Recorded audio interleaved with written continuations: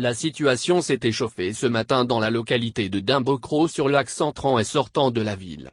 Des manifestants de l'opposition de la ville ont bloqué la route pour dire non à la candidature d'Alassane Ouattara et exiger la réforme du processus électoral.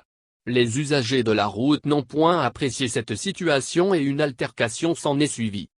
À mesure que l'on se rapproche de la date du scrutin présidentiel, des inquiétudes continuent de planer sur la suite du processus électoral. L'opposition continue de mettre la pression sur le pouvoir d'Abidjan à travers des manifestations quotidiennes.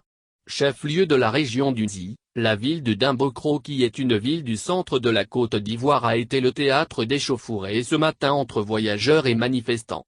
Le samedi 24 octobre, des manifestants de l'opposition dans la localité de Dimbokro sont sortis nombreux pour dire non à la candidature du président sortant Alassane Ouattara, candidat du RHDP.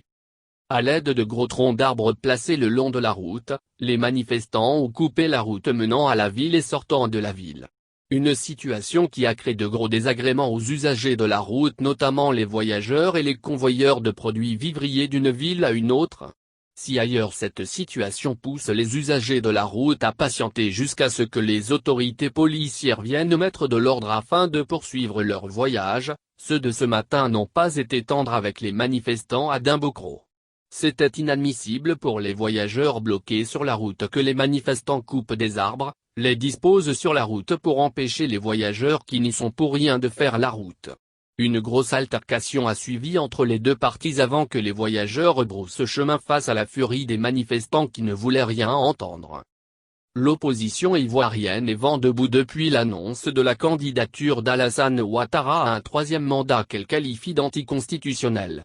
Par conséquent, elle manifeste depuis un moment pour exiger le retrait de cette candidature ainsi que la réforme du processus électoral.